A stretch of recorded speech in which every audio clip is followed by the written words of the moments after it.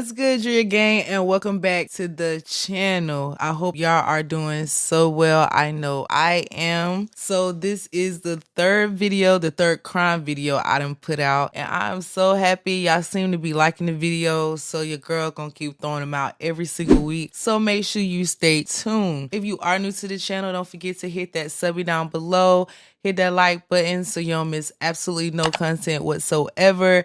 And yeah, y'all, let's get to this case. So today we're going to be talking about Roxanne Elizabeth Paltauf, a young woman that went missing back in Austin, Texas on July the 7th, 2006. Roxanne was born on July 3rd, 1988 to Elizabeth Harris. She was the eldest of 5 children and her family absolutely adored her. They described her as having a very good heart. She was a very good person and would give you the shirt off her back. After some challenging years in high school, Roxanne became a very hard worker and started focusing on her future. She started working towards getting her GED, and while in the program, they assisted her with getting a new job. Roxanne got hired on as an intern at a flower shop, and her employer spoke very highly of her and said she excelled as a florist designer. Roxanne was growing up and making her mom very proud. On July 3rd, 2006, Roxanne was looking forward to the holiday, especially because that day marked the 2nd-year anniversary of her and her boyfriend Louis being together. After they watched the fireworks, they wanted to spend some time in a hotel together. Elizabeth said Roxanne came home in a hurry, grabbed some of her belongings, and told her she'd see her in a couple days. Elizabeth told Roxanne to make sure she called her, which she said she always did. After spending some time with her boyfriend Louis, Roxanne called her mom on July the 7th and asked her if she could stay one more night. Elizabeth really wasn't too happy about Roxanne staying,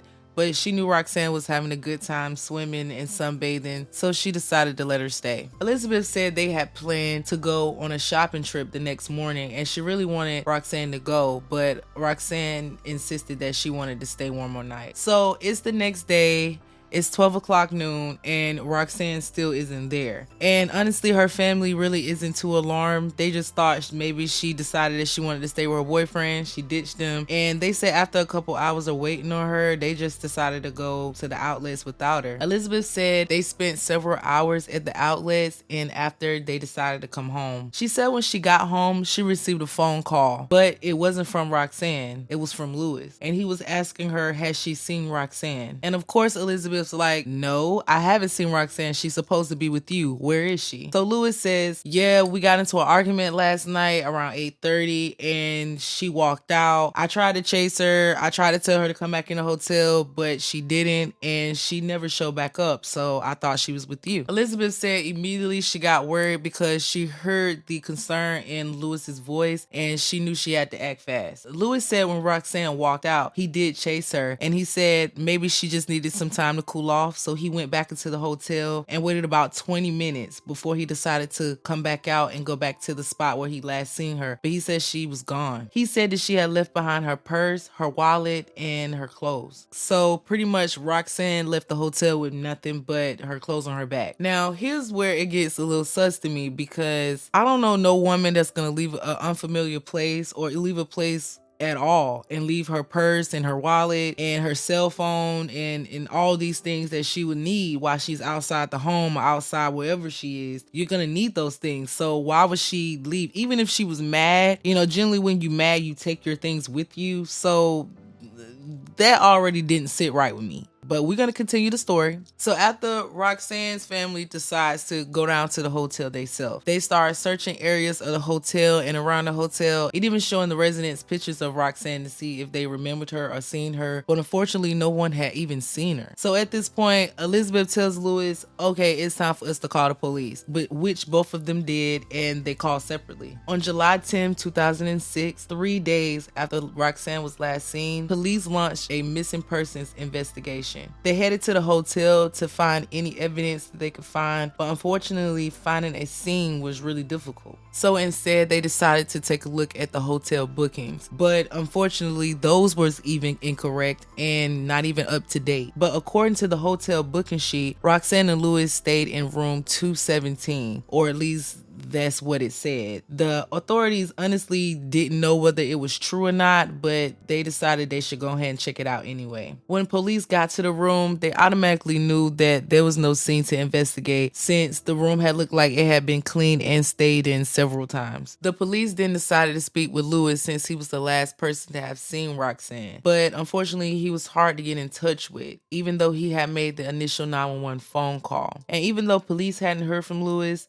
Elizabeth did. He showed up to Elizabeth's house with Roxanne's clothing. And on closer inspection, Roxanne's sister said it wasn't even her clothing. It was way too small to be hers. And when they asked Lewis, he said, "Oh, I don't know. I picked the clothes up off the floor, and I just put them in her bag and brought them to you. Like, that's what was on the floor, and that's what I got." So it pretty much just keeps getting weirder and weirder. So after hitting several dead ends, the police decides to focus on Roxanne's cell phone records. And when searching, they found over 300 phone calls from various places spanning from like a minute apart. But a couple calls stood out to them because they was actually made after Roxanne disappeared. And after some digging, police discovered that the calls were originating from Lewis's ex-girlfriend that lived in Albuquerque, New Mexico. And when police contacted her, they learned some very disturbing things about Lewis. She said Lewis had called her that night and told her that he was in a whole bunch of trouble and that he needed to get away and come spend some time with her. And she said hell no, because she was already scared of Lewis. She was terrified of him. She said they had had a very violent past. Roxanne's family said they completely disapproved of him. They said he was a real weirdo. When he would come around, he wouldn't speak, he wouldn't talk, he wouldn't have anything to do with the family. And her mom said she just didn't like him at all. She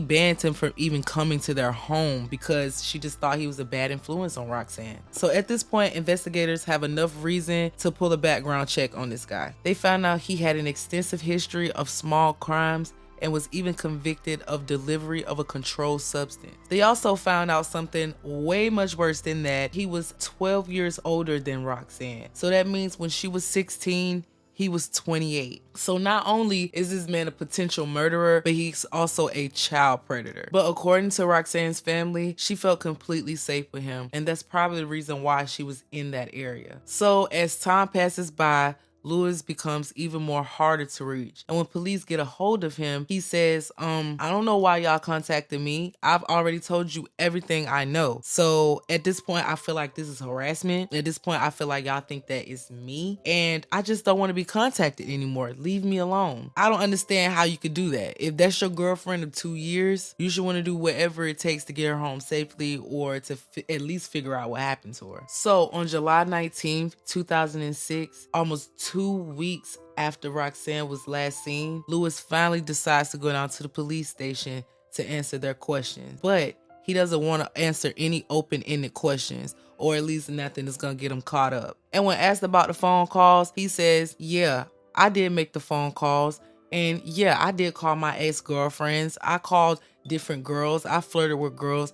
I did whatever I did because I was mad that she left. He claimed Roxanne knew he was no good. He claimed Roxanne knew that he flirted with different girls and she was pretty cool with it. He pretty much downplayed their entire relationship. So to me, if I was a cop or whatever the case may be, or if I was a detective, that would have automatically been a red sign to me, because it's just like, how you with this person for 2 years and you're downplaying her like this, like she's missing. You know, you should be very concerned about her whereabouts, and instead you're saying, oh, I had nothing to do with it. I have no idea what you're talking about. Lewis said he had absolutely nothing to do with Roxanne's disappearance, and there was at least one person that could corroborate his story. He said it was a hotel employee that worked there. He said she spent majority of the night with him after Roxanne left. And when detectives questioned the witness, she did agree to what Lewis said.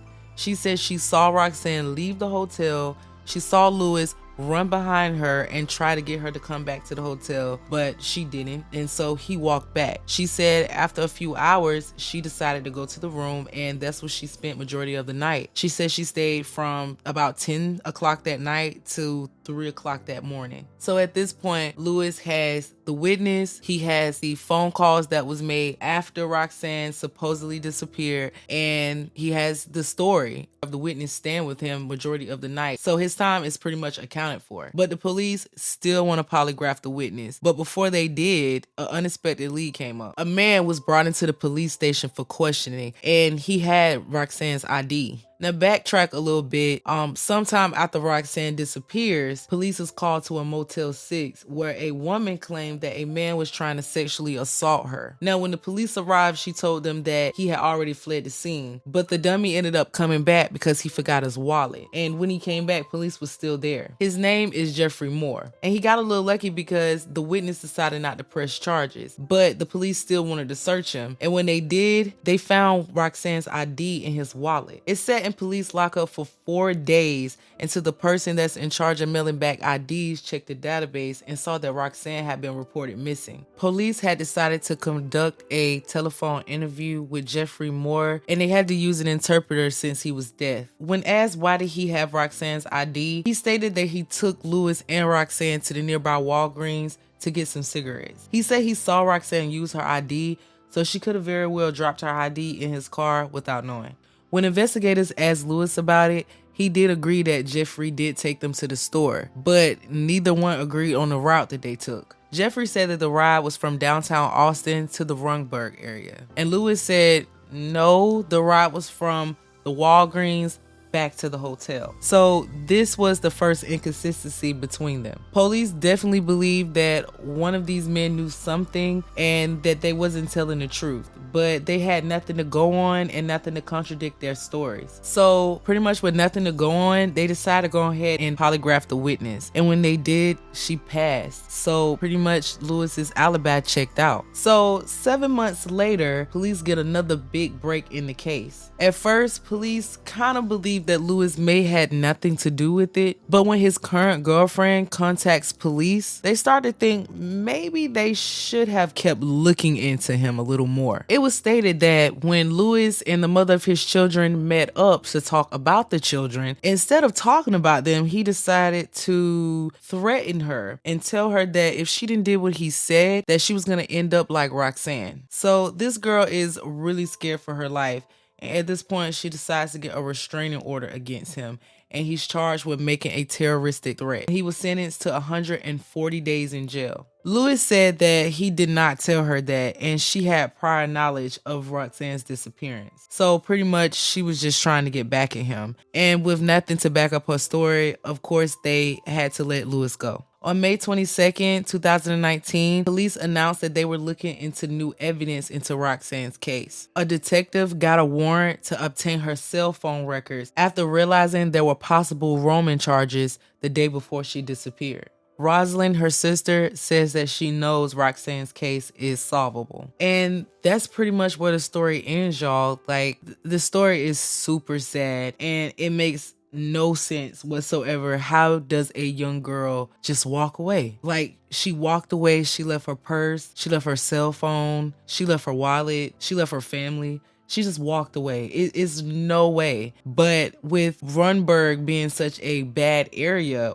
you never know. You never know what could have happened to her. Anything could have happened to her. Or she could still be here. It's hard to say. Either way, I know that Roxanne was grown and I know she was of age, but I blame Lewis.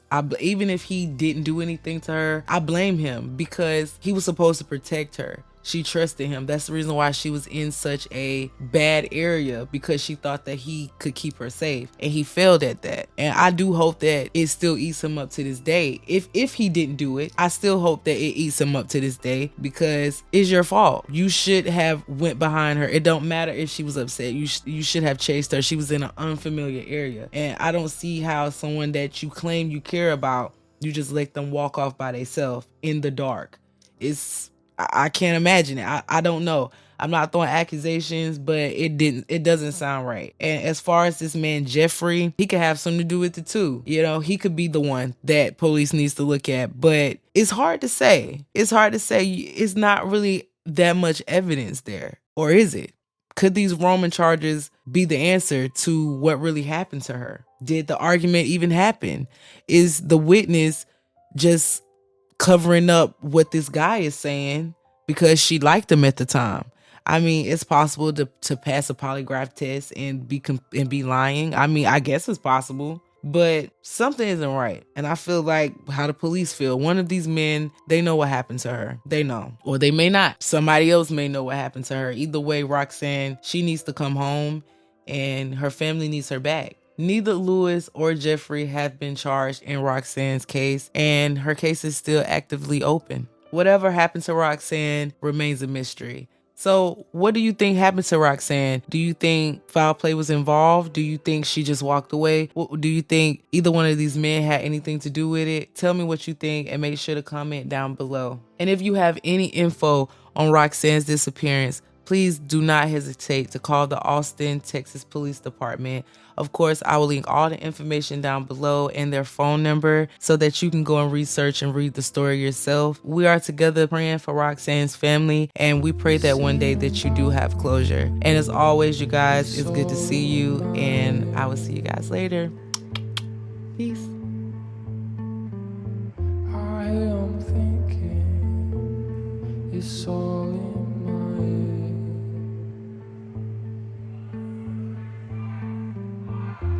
It's all in my head. It's all in my